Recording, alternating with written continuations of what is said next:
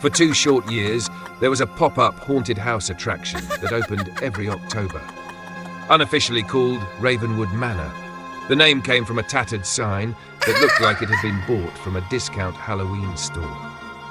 It was carelessly propped up in front of what was supposed to be a parking lot, though in reality, it was just an overgrown field designated for cars. That final year before it shut down was when my friends and I finally decided to check it out. I went with Jake, Sam, and Chris. We were college students, and since none of us had Friday classes, we figured Thursday night would be the best time to go, fewer crowds. As expected, there was barely a line for tickets, and when we approached the entrance, only a handful of people stood ahead of us, 4 at most. What we didn't realize was that they were letting guests in 1 at a time. That was new. We had never seen a haunted house do that before. If anything, it made the experience even more unsettling. Naturally, we shoved Sam forward first, laughing as he disappeared into the darkness. I was third in line, just before Chris. Every few minutes, an actor at the door, dressed in a disturbingly blood-stained nurse's uniform, would silently gesture for the next person to enter. When Jake was called in, my nerves finally crept up on me. It had been years since I last visited a haunted house, and back then I had the comfort of my family beside me. Now I was about to walk in alone. Finally, it was my turn. The woman at the entrance flashed me a wicked smile before pushing the heavy door open.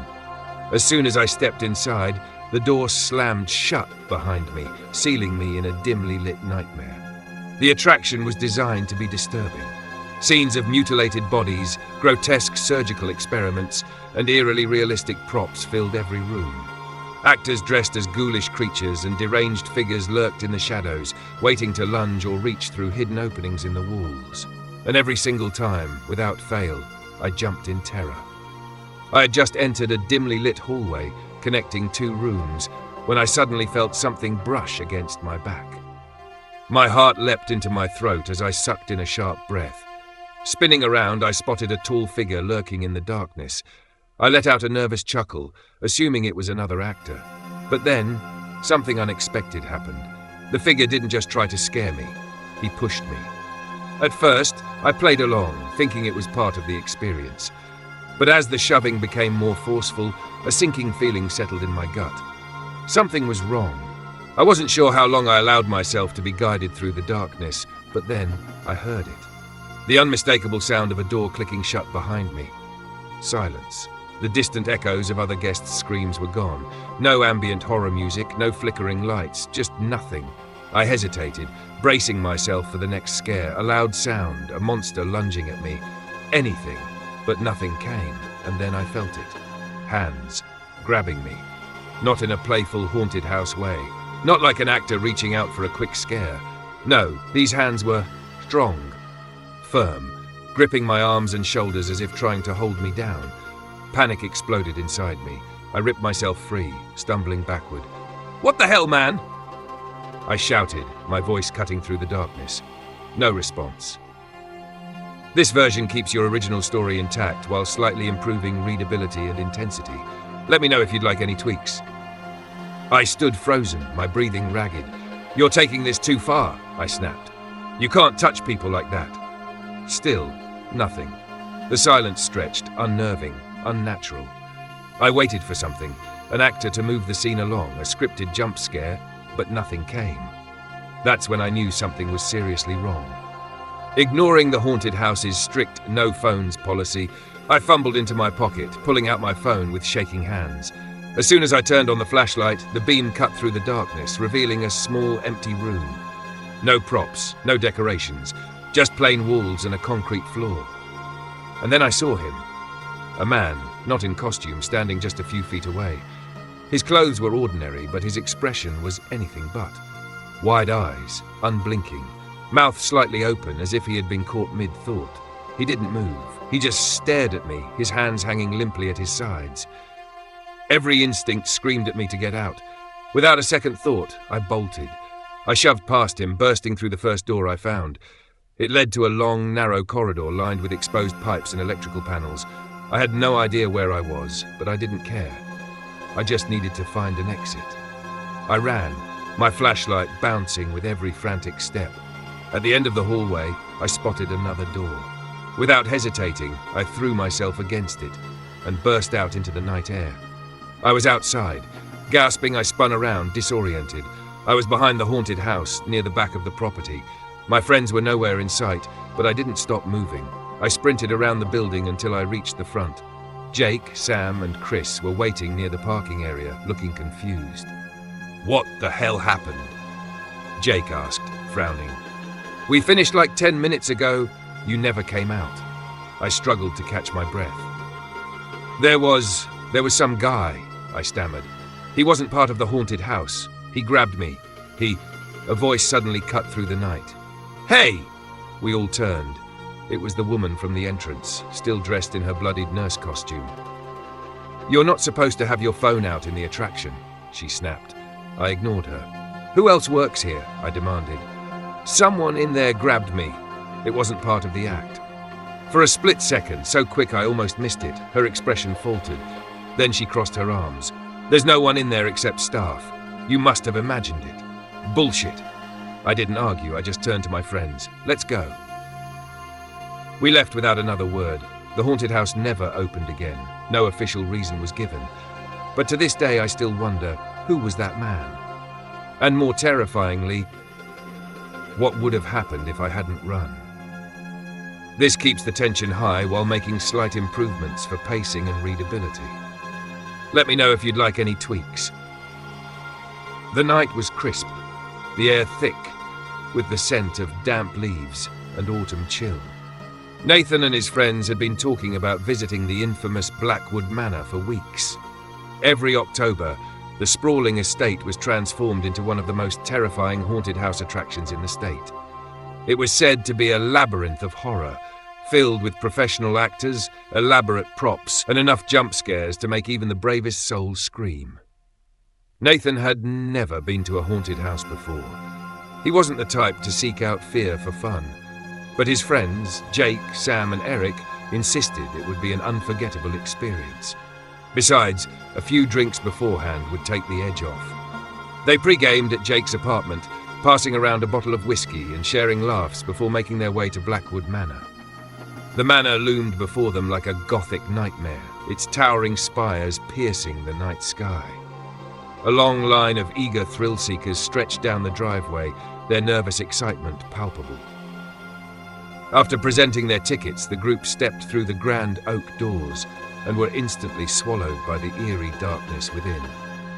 The first few rooms were typical haunted house fare: fog machines, flickering lights, actors in grotesque masks lunging from the shadows. Nathan tried to match his friend's enthusiasm, but something gnawed at his nerves. The place felt off. Halfway through the attraction, they entered a narrow corridor lined with antique mirrors. Their reflections flickered and distorted as they passed. That's when Nathan noticed him, the tall man. Dressed in all black, his face partially obscured by a mask, he stood motionless at the far end of the hallway, watching. Nathan frowned.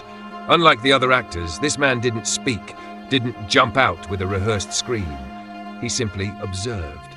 The group laughed it off and moved forward, but as Nathan turned a corner, he realized he was suddenly alone. "Guys," he called, his voice swallowed by the eerie silence. He reached for his phone, activating the flashlight.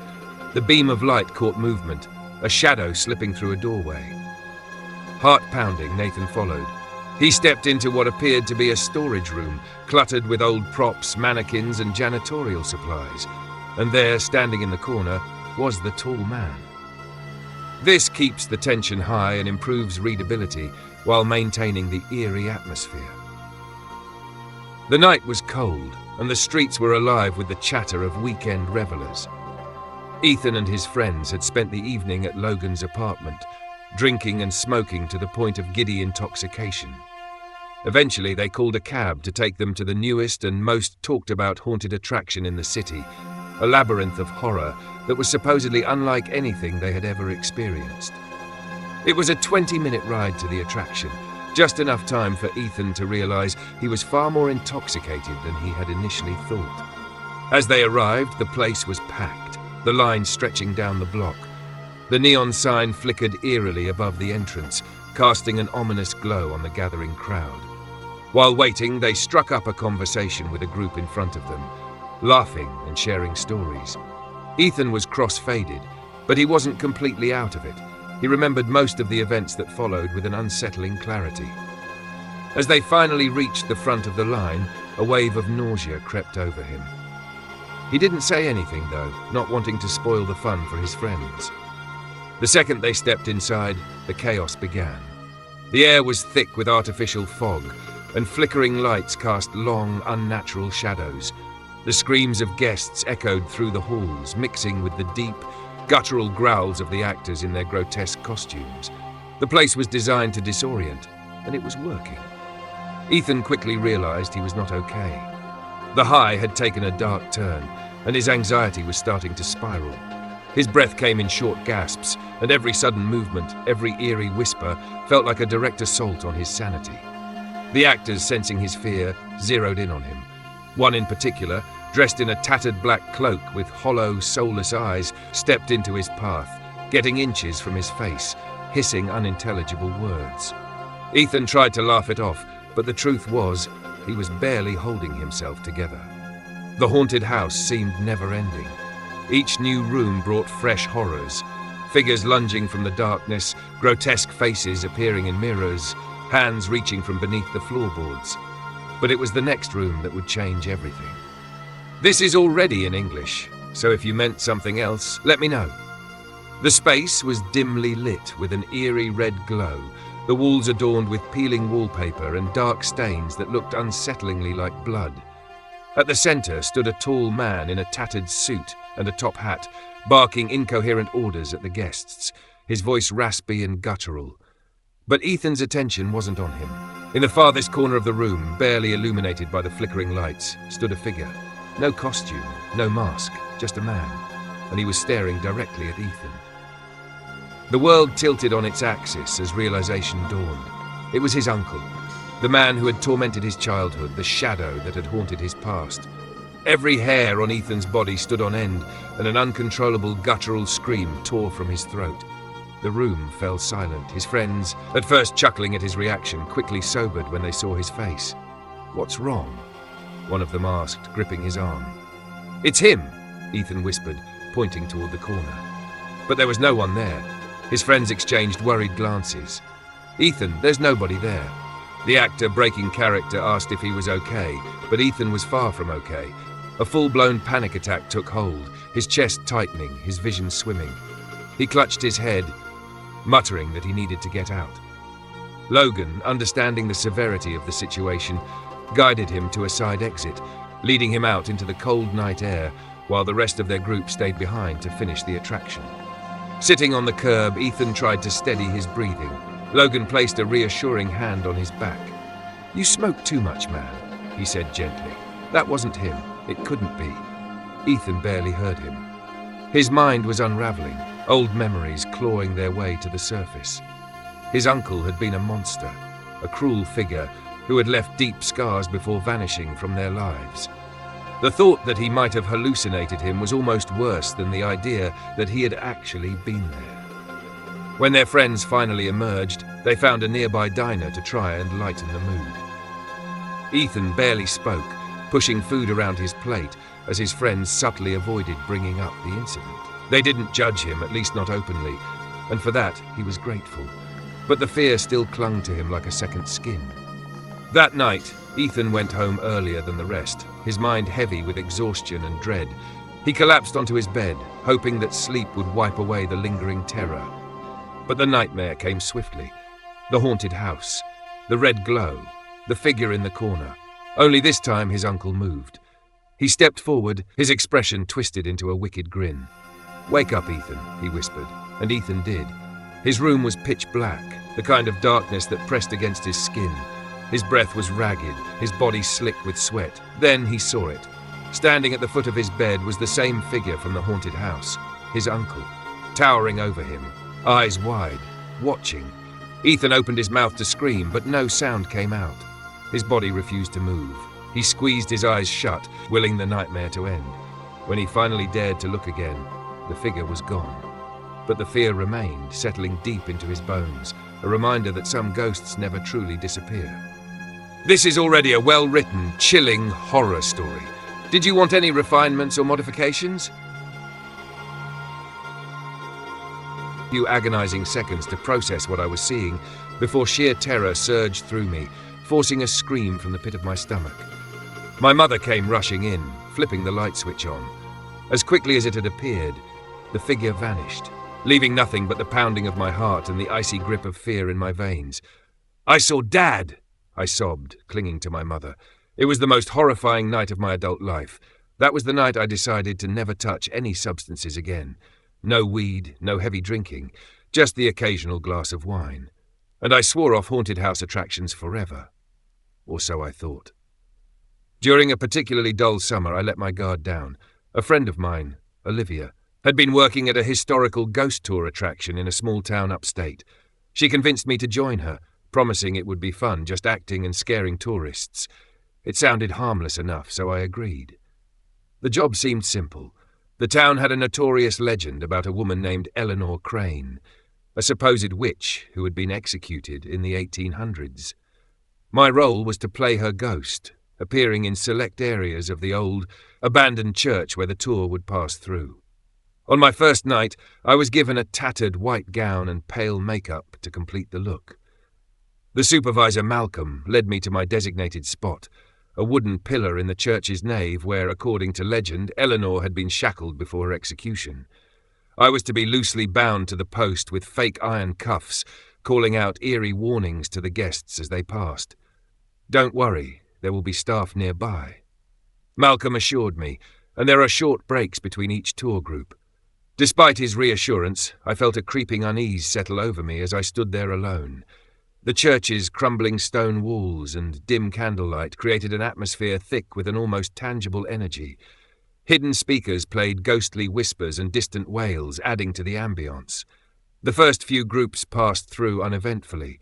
I wailed, warned of curses, and played my part convincingly. Some guests chuckled nervously, others gasped.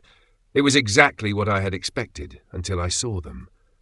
Two men, standing in the shadowy entrance of the church.